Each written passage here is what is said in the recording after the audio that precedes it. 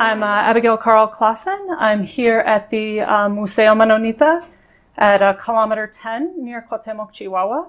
And I'm here with the director of the museum, Antonio Loewen. And we're going to have a little conversation today about the museo and about his connections with the Campos Menonitas. So welcome. All right, thank you so much. Welcome here, Abby. So first of all, just kind of briefly introduce yourself to us. Well, I am Antonio Loewen. Most people call me Tony, so Yeah. you can refer to me as Tony. Yeah, for sure. I'm the museum director. I've worked at the museum on and off. It must be about 6 years now. I was born and raised in this community. I did 3 years of high school in Canada, but then I came back to Mexico. So this is home. Yeah. Yeah. And so growing up, what did daily life look like for you and your family here in the community? Good question. Well, I went to school since I was small. So daily life would usually get up early, go to school, come back at around 3 to 4-ish, do my chores, homework, and have a family supper and then free time pretty much. That was usually my routine. Yeah. On days I had off of school, I would very often be in the house or with my dad at the shop. Yeah. We always had pets, and they would always be a part of my daily routine. Yeah. So on and off days. So. Yeah. And so the school, was that affiliated with a church, or was that a federal system school? Nope, I've never been in a federal system school, never in a public school. Yeah. I was up till tercero de primaria in Blumenau at kilometer sure. 11. And then afterwards I was transferred to Neustadt, to 101. So La Esperanza, that's the name. And I did my, I finished primaria and secundaria there. Yeah. And then you said 3 years of high school in Canada. Yeah. Manitoba, Ontario. Manitoba. In Manitoba. I was at the Mennonite Collegiate Institute in Gretna, Manitoba. Oh, okay, yeah. I did grade 9. Then I came back for grade 10, which is tercero de secundaria here. Then I went back for grade 11 and 12 and graduated there. Yeah. Oh, very cool. And then I came back again. And so when you were growing up, what kind of interactions between Mennonites and non-Mennonites were considered normal, typical interactions? For my family, I think pretty much anything was normal because when I was 10, my brother married a non-Mennonite girl. So for me, it was a part of daily life. And especially since my dad had a business, my parents had a lot of friends that were not Mennonite. Yeah. I'll call them mestizo Mexicans. Yeah. So we always had people over at my place. My mom learned Spanish due to that, and so for us it was pretty normal. Yeah. What else? Well, even the Blumenau church. I mean, I grew up in that church. There was always non-German speaking people. So. There, attending that congregation, and so within that Blumenau community, it's pretty typical, like those types of interactions cross-culturally. And especially, I mean, even in school, I had classmates who were not Mennonite. And some of these were my friends. I remember my mom, she would always pick me up at school. And then she made a deal, I don't remember what deal it was, but she would babysit 2 other kids from school for a few hours after school until their parents were done school. And they were not Mennonite. So I would always hang out with my non-Mennonite friends. Yeah. For the longest time, I would even say I didn't even have Mennonite friends. Oh, interesting. Yeah. So, I mean, for me, it was pretty normal. I think that influenced in helping me learn Spanish and everything. So. Absolutely. And so most of the instruction there at the school in Blumenau is in Spanish, or combination Spanish-German? Combination. For me, it was definitely a combination, both of them. I had both. It was less so when I was in Neustadt. There was much more German than Spanish. Yeah. But Blumenau was more. And then something I was wondering in terms of literacy education, was that high German, low German, combination of both? In school, for me, it was always high German. Yeah. And at home, always low German. Oh, okay, yeah. So always at home with my parents since I was small, always low German. Yeah. And in school, first years, I believe, was low German, but afterwards, just high German. Oh, for sure. Yeah. Yeah, for sure. And so you were talking about some of your first cross-cultural interactions, just very typical growing up within your family, within your community. And so I have a question about the level of educational attainment that is typical or atypical within your particular community.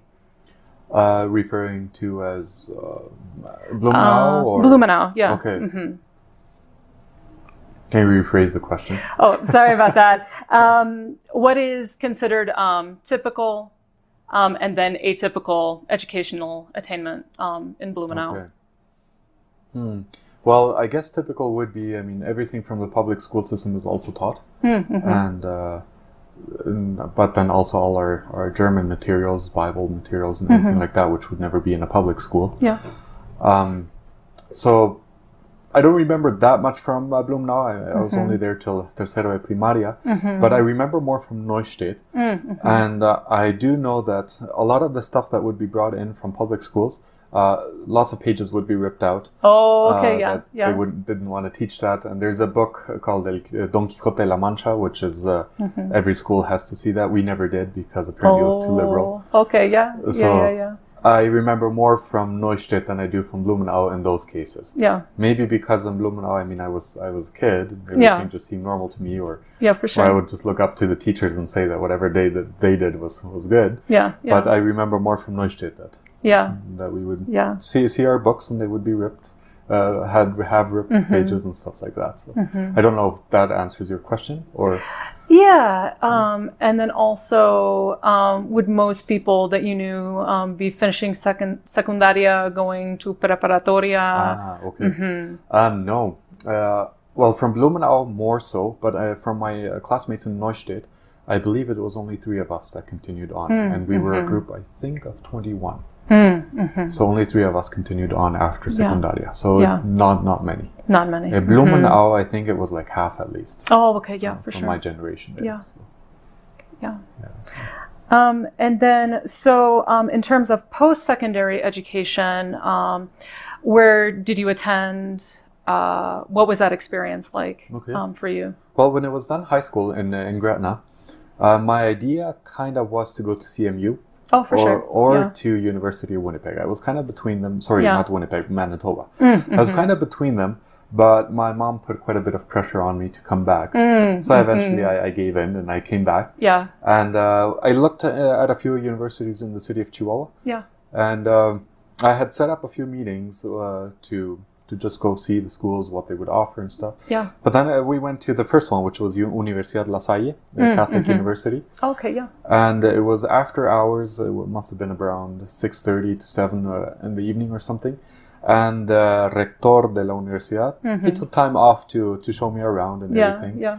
And I just felt so welcomed. It was awesome. So I had pretty much made up my mind that was going to be my university. Yeah. But my mom had kind of the issue with it being a Catholic university. Oh, for sure, she asked him, so what is the deal if my son is not, if he's non-Catholic and he comes to the school, what would happen in this university? Yeah. So he explained that I could always give my point of view, never would they try to convert me or anything like that. Yeah. So I didn't even go to the other universities, I stayed there. Yeah, That's how much I had liked it. Yeah. So I was in between Mercadotecnia and Licenciatura en Comercio Internacional, and I decided for the latter one, and I started in 2007. Yeah. There was only 2 Mennonites, me and a girl in that school, in that university. So. Yeah. And did you know her from before, or she was from a completely different community, or? I knew her from before. She's from Blumenau Church. She went to Blumenau School. Yeah. So we were actually roommates. Yeah. So. Yeah. Yeah. And so you lived on campus there. You didn't commute. That'd be quite a ways to go to Chihuahua. That would be quite a ways. I didn't live on campus. There's no dormitories on campus. But we did rent a house. Yeah. There was 4 of us in that house. Oh yeah. So 3 guys and a girl. Yeah. Poor her, but yeah. Yeah. Yeah. And it was, for me, it was from the house to the university a 7-minute drive, so it was fairly close. Yeah. And then just kind of coming back on the weekends or holidays or things like that. I always came back weekends, holidays. So. Yeah. And so what was that like moving to the big city, all the new and different experiences there in Chihuahua for university. To tell you how nervous I was, I got rashes on my whole body. Oh, yeah. Which the doctor explained to me it came from nervousness. Oh, so yeah. That's how nervous I was about it, because I mean, Yeah. I had always been in a Mennonite bubble. Even when I was in Canada, I was always in a Mennonite bubble. So for me, that was going to be a completely different experience. Yeah.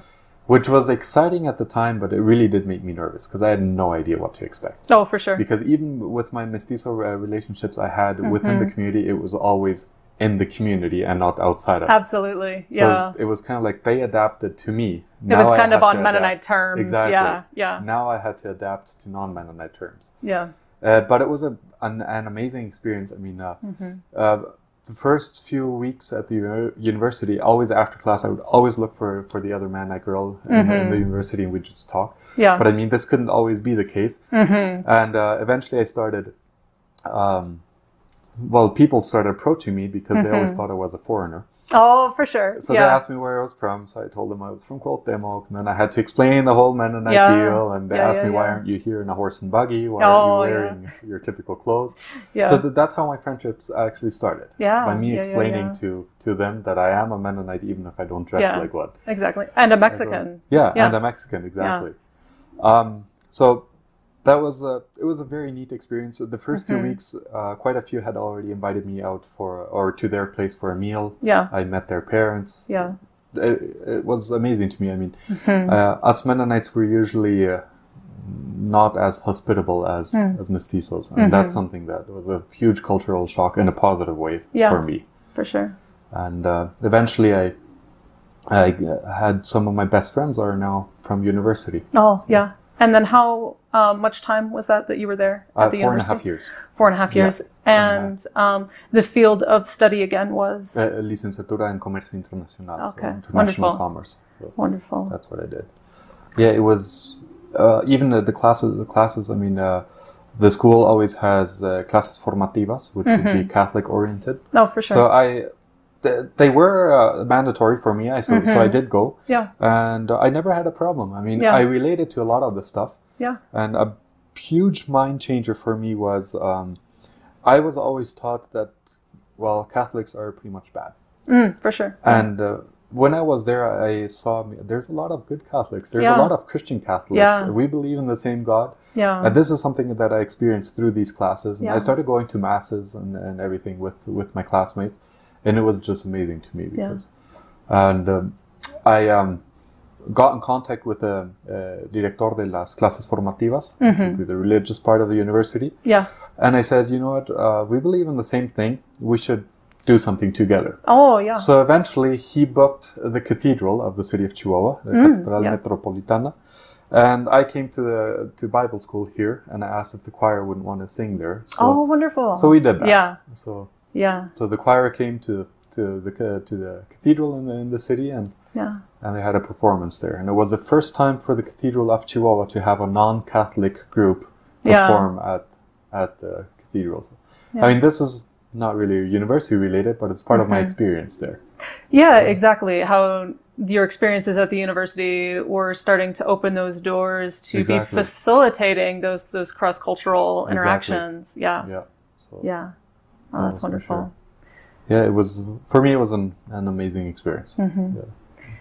And so did you move back from Chihuahua right away when you completed your studies? I did. I moved back right away because I was offered a job here. So I moved back right away. It was at a greenhouse exporting tomatoes. Yeah. So it kind of had to do with my field of studies. Yeah. So I came back right away. Yeah.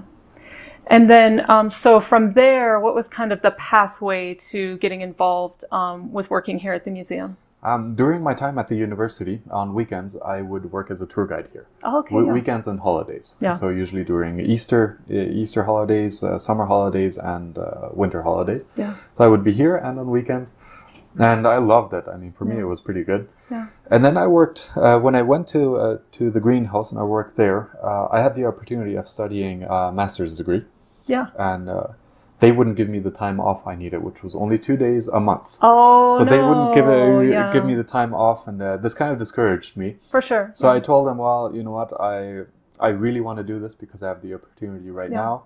Eventually I had a beca and everything for it, so a scholarship. Yeah. So which is why I wanted to take the opportunity. Yeah. So my boss over there, was at the time the tesorero here at the museum. Oh, okay, yeah. So he said, you know what, I can't offer you the time off at the greenhouse, but I can offer you at the museum. Yeah, yeah. So he told me, you know what, come at the museum, we want to do some projects, come in as the administrator of the museum. Yeah. So I accepted that, and then I came here. Yeah. Then I did my master's, also at Universidad La Salle, because I just loved it. Yeah, yeah. And that the 2 days a month you were able to... I just came back and forth. It was 2 weekends wonderful. a month, so I needed 2 days off a month. Yeah. So it was a back and forth. I was at the master's for about a year and a half, which at the same time here at the museum. Yeah. Then I got offered a job at the credit union. Yeah. And I mean, it was better pay, so I considered it, and eventually I went, but it wasn't my field. I was there for 9 months, and it just really wasn't my thing. Yeah. And I came back to my bosses, and I said, you know what, is there a chance that I could come back? Yeah. And they said, yeah, come back, and actually we have the position of director open. Yeah. So why don't you come back as that? So then I came back, and I'm still working on my master's.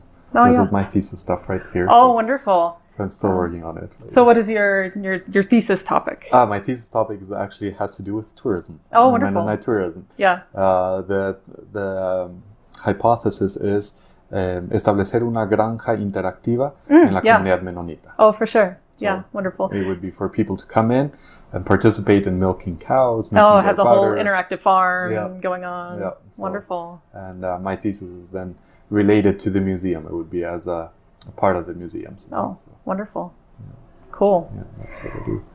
So tell us a little bit about the history of the museum, and then kind of the mission and goals of the museum at this point. Mm-hmm. The museum opened its doors. Well, it was started to being built. It was, what's the term in English? Well, se formó ante Asociación Civil in 2000. And then it opened to the public in 2001. Yeah. But the idea of the museum came when we celebrated 75 years of Mennonites in Mexico. Yeah. The governor of that time, he had complained a couple of times to the organizers that there was no place or no space to actually get to know Mennonites and to see Mennonites and stuff like that. So he came to that event, and the organizers of the event, they said, well, okay, whatever comes from this event, we're going to give half to the Altenheim and Kinderheim. The disabled home and the children's home. Yeah, the children's home. Yeah. And the Asilo de Ancianos. And the other half was going to be destined to build a museum. Oh yeah. And the governor said, well, then I'll give whatever you have, the amount you have, I'll double it. Oh, so you got a matching. Yeah. Yeah. So I'll match it. That's the way. Yeah, that's wonderful. That's how it started, and it started to being built. It came up as a Asociación Civil, so as a non-profit. Yeah, for sure. And the first year, I think it had about 700 visitors or something like that in the whole year. So I mean, pretty much nothing. Started growing. Last year we had 45,400. Oh, that's wonderful. So from over 60 countries. Yeah. So it started growing eventually. The museum, we had an expansion about 2 years ago, which is the larger building. And this was thanks to the entrance fees that we get. Yeah. Because donations to the museum is almost a minimum. For sure. We only have one constant donor, which is the credit union. Oh, yeah. And other than that, we have a few people who eventually give some money, but it's never enough to actually start a project or anything like that. For sure. So whatever we do is from what we get from entrance fees and from the souvenirs we sell at the store. Yeah, for sure. And that's just sort of like sustaining operations kind of at the constant rate. Yeah. Yeah. Which is why we also our wages are lower than they would be anywhere else. For sure. But we try to compensate it with a bit of more freedom. If you need a day off or anything like that, or you need to leave earlier, we usually don't give any buts. Yeah. And this has helped us to retain people. Oh, yeah, for sure. So. For sure. And it's a good work environment. Oh, yeah. Yeah. So I know that the Museo has hosted many public events and exhibitions. So what are some examples of these events? And what was some of the responses that you received? Our responses are usually better with mestizos than with Mennonites. Oh, for sure. Curiously. Yeah. But we've hosted, for example, what was last year, I think, we hosted El Foro de Agua. And it was The idea was to have it in the city, in town and everything. Yeah. But then Presidencia Municipal decided, well, we should have it inside the communities Yeah. so that more Mennonites know about our water shortages and ways that we can preserve water and everything like that. Yeah. So there was quite a few people for that. Yeah.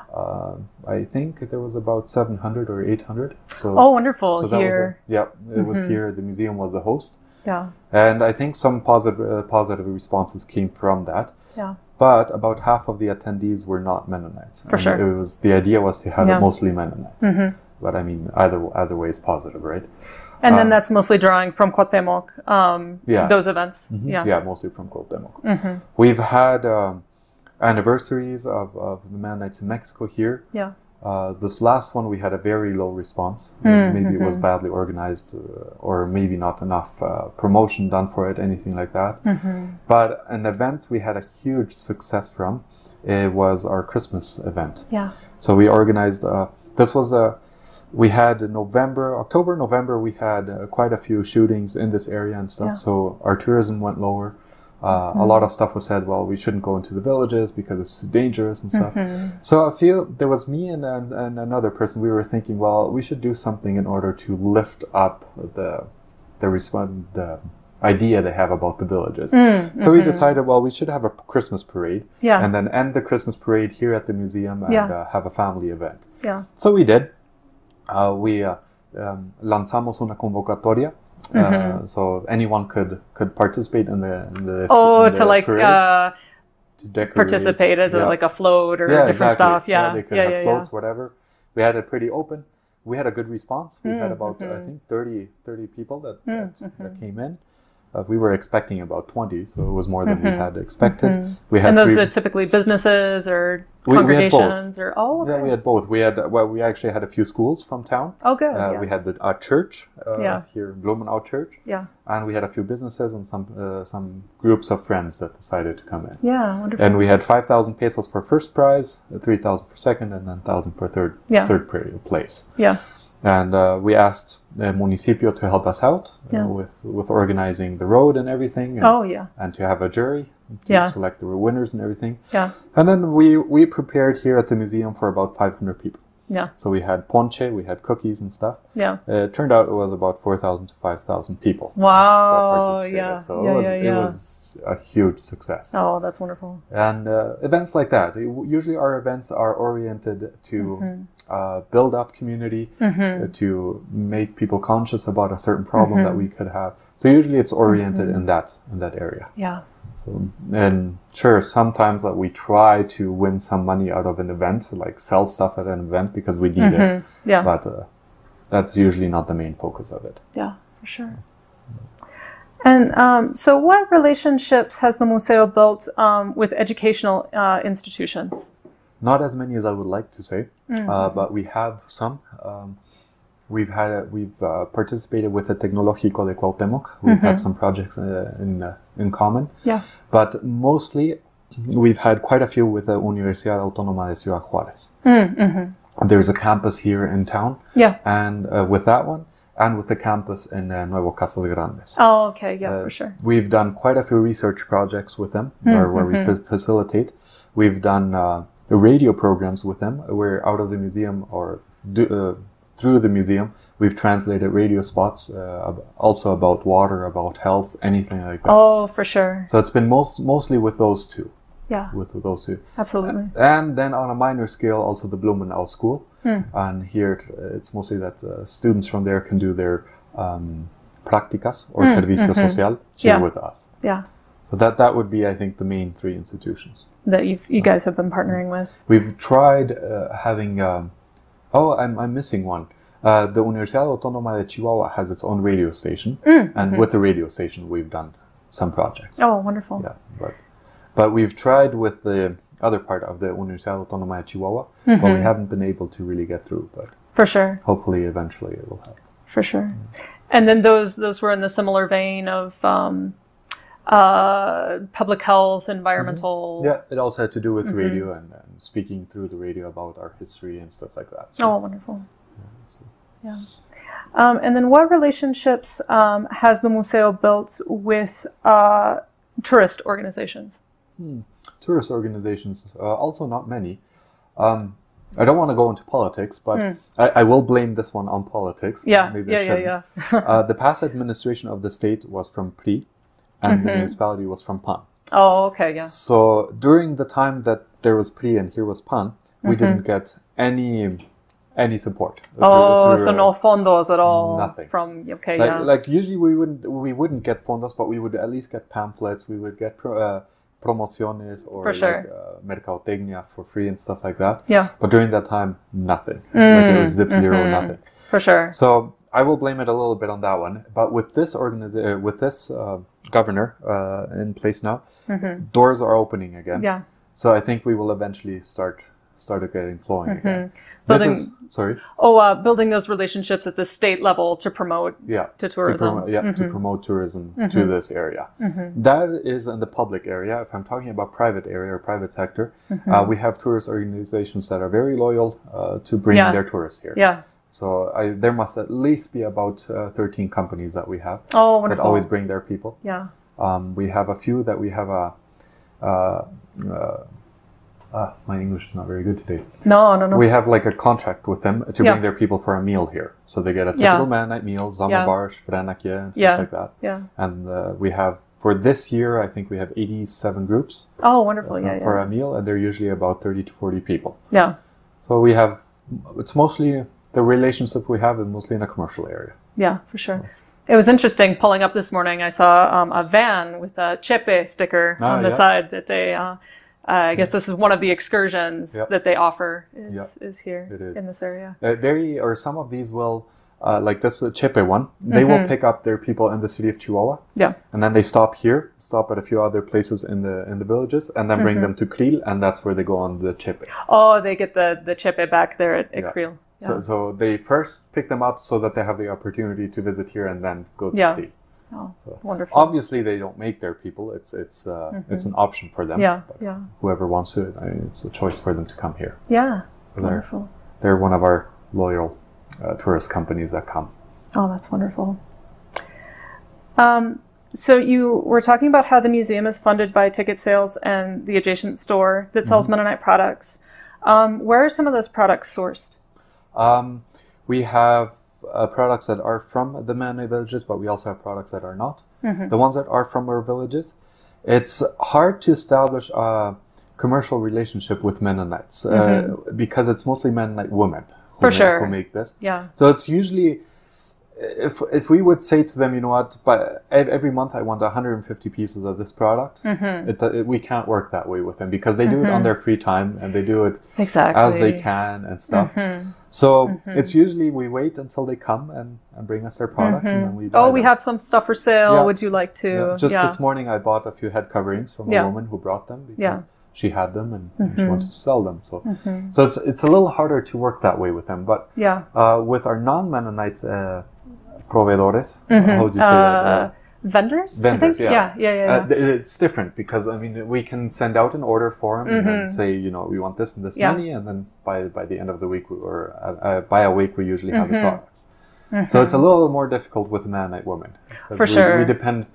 We depend on them to come and bring it. And especially a lot of those products made in more conservative colonies. Yeah. Actually, I would say about 90% of them at least are made in more conservative. A lot of the women that come here are from the Ojo de la Yegua colonia, which would be one of the more conservatives in this area. Yeah.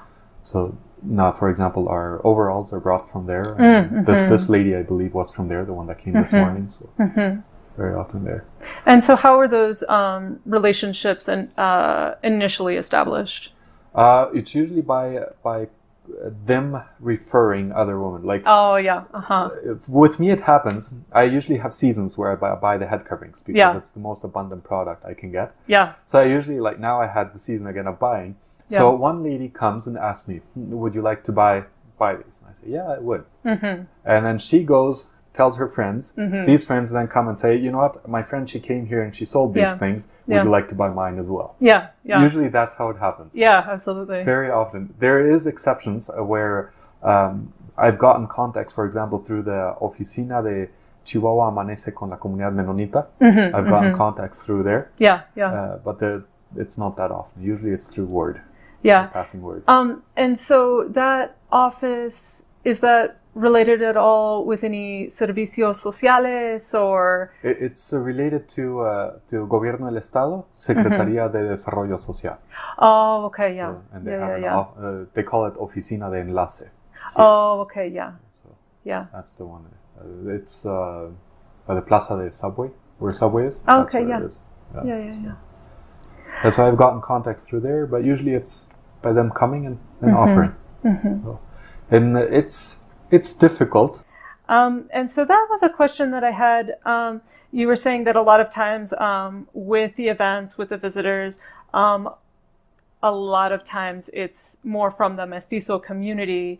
What relationships does the Museo have with Mennonite communities, both more liberal and conservative communities? Relationships in what way? As to visit or organizing events? Or? I guess both. In terms of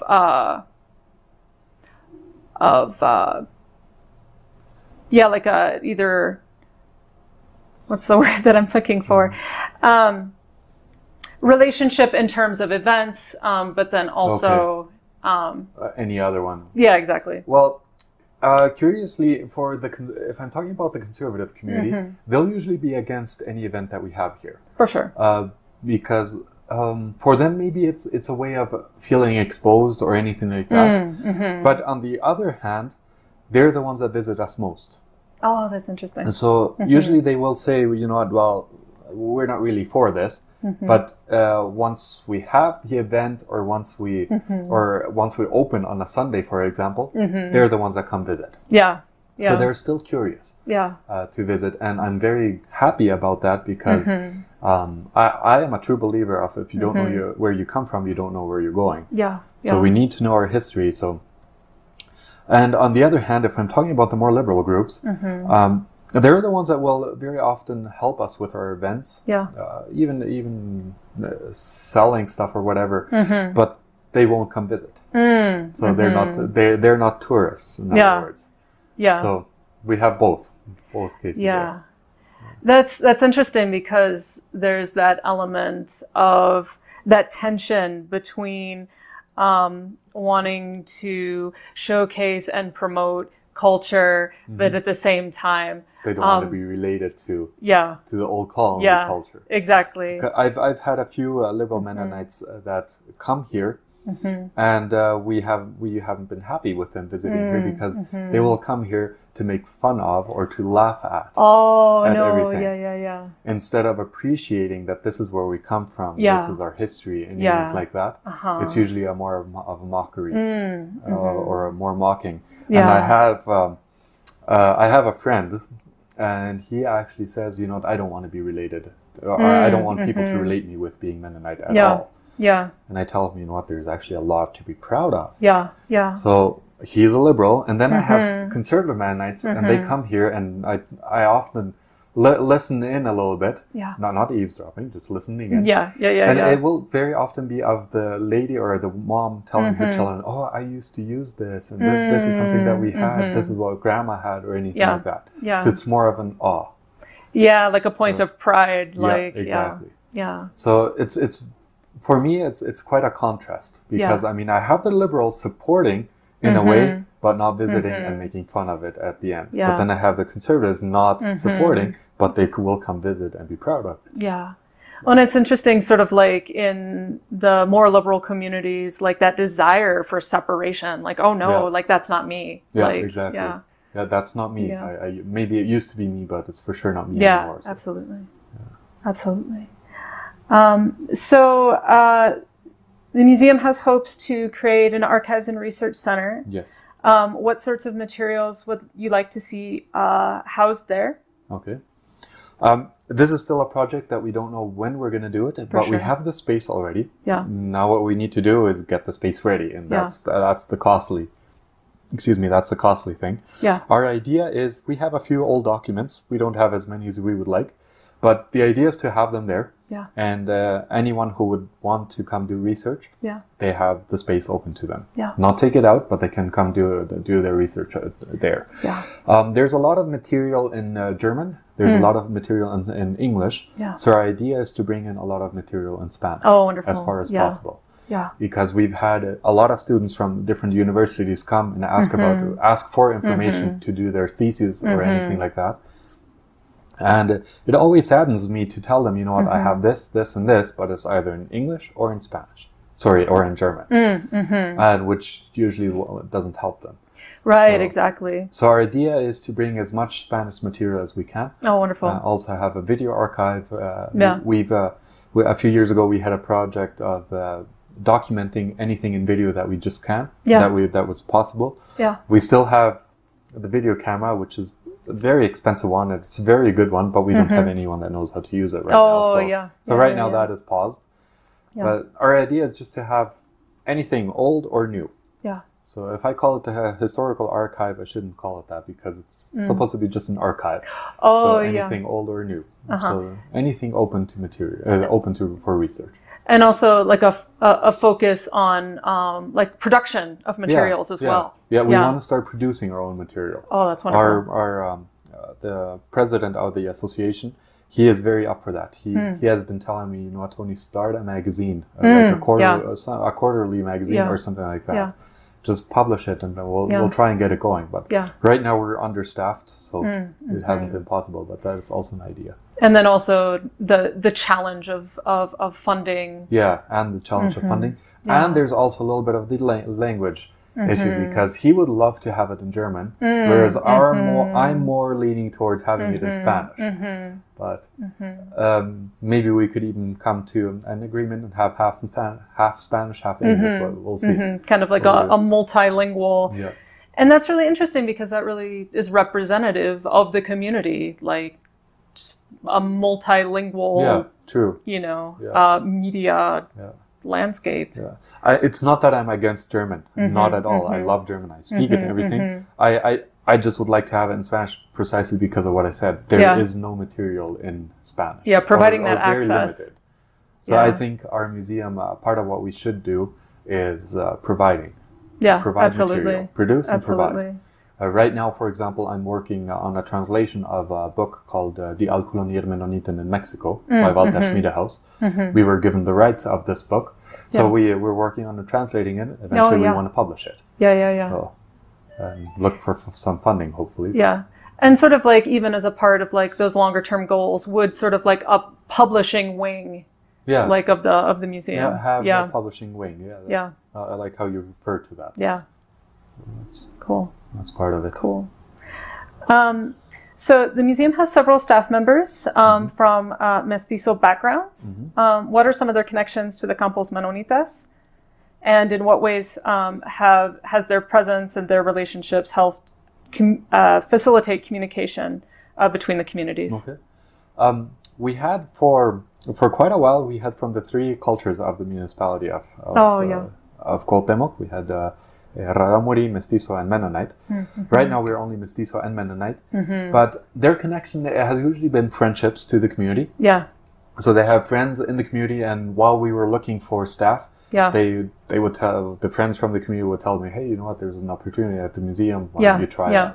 So usually this is how they came in, through friendships. Yeah. But I believe it has enriched our experience here at the museum. Yeah. Because you will very well know that Mennonites, we're very often, the term in Spanish is be tercos. We're pretty, we wanted our way. And I think while we were all Mennonite here, very often we did things the way we liked them. Or that would be Mennonite, and we never considered that 99% of our visitors are not Mennonites. Exactly. So when they came in, there was a lot of things that they would say, hey, Tony, you know what, this wouldn't really affect what we show, but we can make it better like this, and tourists would like it. Yeah. So a lot of stuff like that has helped. And I think we've even, if I would look at comments and ratings that we've gotten, I don't know, 5 years ago and then look at now, I think we've gotten better. Right now, for example, on Google, on Google review, I'm aiming for a 4.7. Yeah. But right now we're at 4.6. Yeah. And this used to be at 4.3, 4.4, and it has been going up. So I think it's definitely a success, and I would dare to say that it has to do with the changes that we've made. For sure. Helping non-Mennonites to feel more welcome here. And what are some examples of those changes to make the non-Mennonite visitors more welcome, more informed? A very simple one. Our descriptions, we try to have them in 3 languages, German, Spanish, and English. Yeah. We would always have the largest one in German and then smaller in Spanish and English. Oh, okay, yeah. That is one example. And some mestizo workers who came here, they said, you know what, why... I mean, yes, you speak German in the community and everything, but have you actually thought of how many people visit that speak German? Yeah, exactly. And then it was like, no, actually, no. Yeah. So we switched that around. Yeah. And a lot of people, after that, they said, oh, you know what, you have wonderful descriptions and anything like that. Like, we got comments that we never had before. Yeah. And one other one was sometimes baking in the oven stove that we have in there. Yeah. So we did that, and people come in and they smell cookies and they're like, "Oh, this feels." The like idea of the home. demonstration again. Yeah. And we would always be like, "No, don't touch, don't move, don't do anything." And yes, a lot of things are old and we don't touch and we don't move. Yeah. But some things we can use and are actually better kept if we use them, like a stove. Yeah. So small details like that have helped. Yeah. So let's see. So I've seen you on a lot of local interviews. You're a very public face of the Mennonite community in the region, forging cross-cultural relationships in business, education, nonprofit sector. What cross-cultural relationships have you formed on a more personal level? On a more personal level? Well, I have my relationships from university. Yeah. I mean, some of my best friends are from university times. But also on a personal level through the museum, from visitors that have come here, I formed some friendships from out of state. And even a friend of me, we visited some of these people, and just a good experience. From people who've come or who've asked me for interviews, I've also formed very good relationships through that. I've been on TV on national level through Televisa, and there was another one, I don't even remember the name, but from Guadalajara. Not long ago, some came from Japan, and I did an interview for a TV series in Japan, for Spain, for Holland. So there's been quite a few. And I usually try and get contacts. Absolutely. I mean, eventually, you never know. Maybe someday I'll go to Japan, and absolutely. It's never a bad thing to have contacts. So I mean, through the museum, it's usually been like that. So that intersection of the personal and professional, like here through the museum. Exactly. Absolutely. And very often they will eventually send me a gift or something. Like this here, for example, I got from the TV series in Japan. So small things like that. For sure. I mean, I've established friendships through that. So, one example is this one guy, he wrote the museum once, he wanted to order some books. We wrote back and asked him where to send them to, and he said he was from the Instituto de Cultura del Estado de Zacatecas. So I said, well, you know what, if that's the case, let me add you some more material for free. And then he said, well, he was very grateful for it, and he sent us a bunch of books, and then eventually he said, you know what, come visit us, because this was through the museum. Come visit us because we have a lot of Mennonites here. We would like to establish a relationship and get to know more about Mennonites. So me and a friend went, visited, and eventually we formed a personal friendship. And we've been in touch ever since. Go ahead. He's no longer there. He's studying to become a priest now. So it's quite a drastic change, but Well, and it's that interesting intersection, I think, especially like in Latin American culture, of that extreme hospitality. Right. And so that's wonderful. Yeah, for sure. That is how you can establish a lot of contacts and friendships. That oftentimes the professional is forged through the personal and through those. In my personal experience, even, I mean, a lot of people, like for business stuff, they first established a personal friendship. Absolutely. And then they've gone into the business area. So that's happened to me quite a few times. Absolutely. Not only here, but also everywhere else I've worked. Yeah. So, yeah. Always inviting you first for a meal or anything, and then once a more we're more familiar, then start business talk. So. Whereas in the U.S. and Canada, it's very much like, oh, like let's get down to business. I mean, even with us Mennonites, that's why for me it was such a shock when I moved to Chihuahua and they would invite me for a meal in the first 2 weeks of knowing them. That was different for me. Exactly. So for many people, in the compost, life has changed very dramatically, especially in recent years. What ways are the interactions that you've had outside the Mennonite community different from your parents' generation? I think it's more open now, in many ways more open. Maybe even more open to the community. Because from what my parents tell me, it would usually be, well, yeah, we have friends outside of the community, but it was very often... like before they came liberal Mennonites, was very often kept to more business or anything like that. And eventually it's been opening up, having them in our home, having them know our community, know our meals, or know our language, anything like that. So I think it's in a lot of ways more open. I mean, absolutely. We just have to look at how many non-Mennonites work in the community now. It had to get open eventually. Yeah, exactly. So, last time I spoke to the municipal president, he told me it was about 13,000 non-Mennonites that work in the Mennonite community. So that's quite a bit. So I think relationships have been forming on a more intimate level nowadays than they used to. Because there was always the fear of, what are they going to say if I hang out with someone who's not Mennonite? Exactly. And I think that fear is something we don't need to have as much anymore, at least not in the liberal group.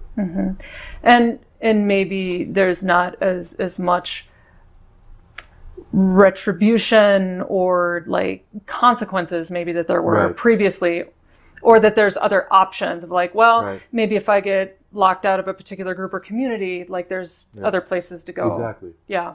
There's one example. My mom tells me when I was a kid, I loved this story. My parents both grew up horse and buggy. So my mom said that she would often grab the horse and buggy and go to her sister's place and just spend some time there. And she says this one time there was a mestizo Mexican he wanted to ride, and she said it was just her, and she was a Mennonite girl. And she said there was no way that she was going to stop for him. But eventually he had ran and just sat on the back of the buggy. And then she had been going into the village, and she was like, well, I can't have him in the back of the buggy because what are people going to say? I have a mestizo Mexican there. They're going to think badly of me or whatever. So she had turned the horse around in a way that made the buggy kind of... tilt, like tip over, so that he fell off, and then she went on. And she says this is something I would never do anymore. Because I don't have that fear anymore. There's mestizo Mexicans in our family now. And even for me, I mean, I bring my non-Mennonite friends to the house, and my mom sometimes even says, "Well, he's like my other son," or something. Absolutely. So much more open. Absolutely. Does that answer your question? Yeah. Okay, good. And what I find particularly interesting is you were saying that a member of your family had married someone who was not Mennonite when you were growing up. Yeah, there's two, my brother and my sister. They both married, and then I have one sister who married in the community.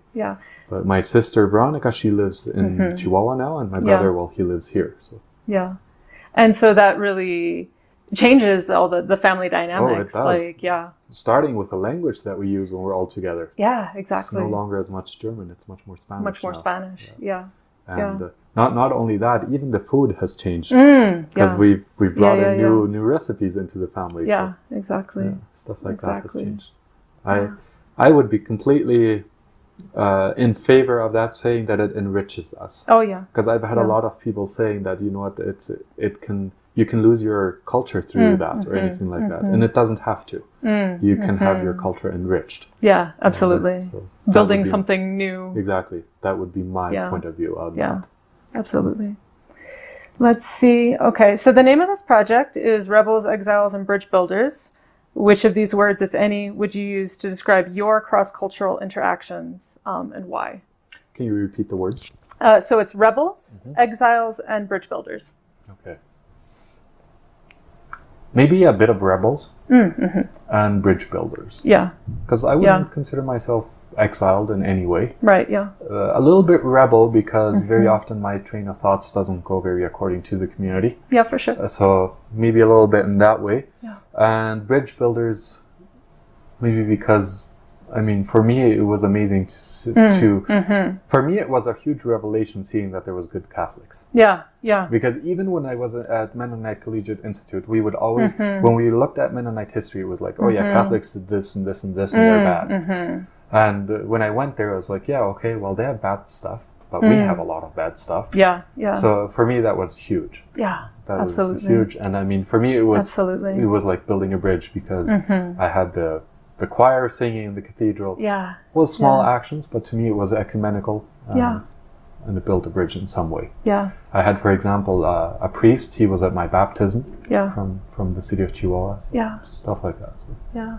Well, and especially like those same types of experiences that you had cross-culturally, that you talk about, like opening your world up, being able to facilitate those here through the museum, and then also just in personal life. Like, no, that's wonderful. So what do you think cross-cultural interactions will look like in the future? And what are your hopes for interactions between the communities? I think that we will see more and more, even within the conservative community, because there is kind of like a thirst for young people in the community to learn more Spanish. Yeah. And I mean, if they want to learn more Spanish, it's because of something. Yeah. May it be through business, may it be personal, but there will be more interactions. Yeah. Eventually. Yeah. We, for example, here at the museum, we have a small building, which we don't rent it out because we don't charge for it, but we lend it out to have Spanish classes and stuff like that. And there's a lot of, and it's only conservative people that come for that. So I think if we look into the future, I think we will see more mixture within cultures. Yeah. Hopefully we won't lose our culture because I mean it is a risk, but I hope we will only enrich ourselves through that. Yeah. And we have one example. We have this one Mennonite girl working here at the museum. She's conservative. She her Spanish was not very good, and she would always kind of stay to the side. And for sure. She would rather come into the office because I'm Mennonite here in the office. And this has changed. Yeah. She barely comes into the office anymore. She jokes around with the mestizo Mexicans. Yeah. And I think we just need that little push for the young people to learn Spanish. Yeah. And it will give us a huge opening. Oh, yeah. So, absolutely. And what do I expect, or what would I like to see?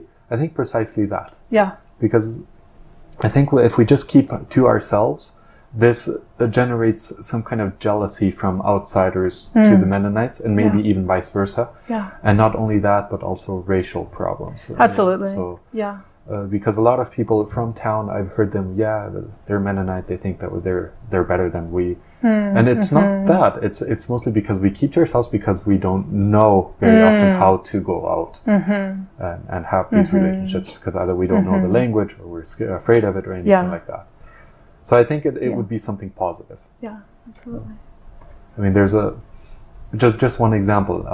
It was about 2 years ago, I went into town and I dressed up as a Mennonite with my overalls and everything because I was going to speak at an event. Yeah. So I very often do that. If I'm going to speak at an event, I dress up as a Mennonite. Yeah. And I was walking in the street, and this girl who worked with me at the time, she came with me, and she also dressed up completely Mennonite. Yeah. Or Old Colony, I should say. And we had people yell at us. Oh, and they would yell at us, they would point at us, and they would laugh at us. Oh, yeah. And I didn't get angry because, they don't know. Yeah. They don't know any better because we haven't let them get to know us better. Yeah. So we need that opening.